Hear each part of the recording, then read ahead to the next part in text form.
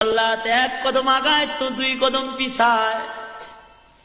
জীবনে কোনোদিন এই বিচারালয়ে কারো বিচার করার সময় জল্লাদের চোখ দিয়ে পানি পড়তে দেখা যায় নাই।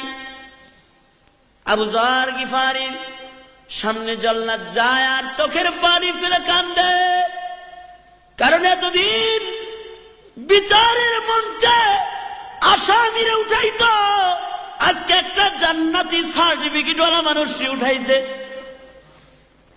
ঠিক এমন সময় একজন ডেকে বলে, জল্লাদ থামো, ও খলিফাতুল মুসলিমিন একটু অপেক্ষা করেন। ওই যে নজর করে তাকায় দেখেন মদিনার বালু ঝড় উড়ে কে যেন মদিনায় আসতেছে।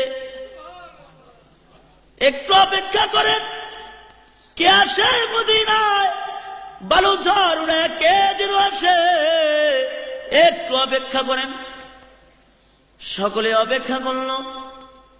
নওজোয়ান যুবক ধুলা মাখা অবস্থায় ওলা কেশ পাগল বেশে এসে মদিনায় ঢুকছে।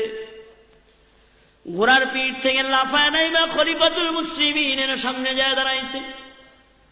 দাঁড়ায় ডেকে বলে, ও গো খলিফাতুল মুসলিমিন, রাস্তায় ঘোড়ার জিন পোষ ভাঙা গেছিল, এজন্য দেরি হয়ে গেছে, তাছাড়া নির্ধারিত সময়ে আসতাম।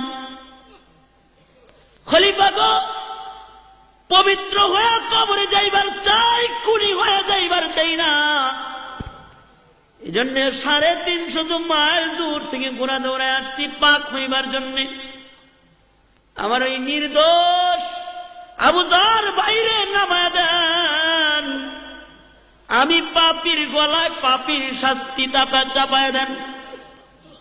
খলিফাতুল মুসলিমিন হযরতে উমরে ফারুক নওজোয়ান যুবকটারে জড়ায় ধরছে, কপালের মধ্যে চুমা খাইতেছে আর বলতেছে, শোনো যুবক, যেই লোকটা 350 মাইল দূর থেকে পাক হয়ে কবরে যাওয়ার জন্য খুনের সাজা গলায় নিতে ঘোড়া দৌড়ায় মদিনায় আসতে পারে, তারে পাক পবিত্র করার জন্য গলা কাটার দরকার নাই। তারে তো আল্লাহ বহু আগেই পবিত্র জান্নাতি মানুষের খাতায় তার নাম উঠায় দিছে। কিন্তু ইসলামের বিধান মৃত্যুদণ্ড কার্যকর করতেই হবে। এক পবিত্র মানুষের নামায় আর একজন পবিত্র মানুষকে উঠাইতেছে জল্লাদ। মদিনায় কান্নার রোল পড়ছে। ঠিক এমন সময় আরো 2 জন মানুষ দাঁড়ায় বলতেছে, ও খলিফাতুল মুসলিমিন, যেই নওজোয়ান যুবক 350 মাইল দূর থেকে পবিত্র হইবার জন্য মদিনা আসতে পারে, সে কোনদিন ইচ্ছা কইরা মানুষ মারতে পারে না। ও খলিফাতুল মুসলিমিন, আমরা ওই 2 যুবক যারা বাবার হত্যার বিচার আপনার কাছে দিয়া আমাদের এই মুসলমান বাইরে ফাঁসির আদালতে দিয়া গেছিলাম, ও খলিফা আজকে একটা নতুন দরখাস্ত করতেছি। খলিফা গো, বাপের হত্যার বিচার ক্ষমা করে দিলাম, ওই জায়গা থেকে বাইরে নামা দেন, বুকে করে আপন ভাই বানায় নিজের বাড়ি নিয়ে যায়। এটা হলো মুসলমান।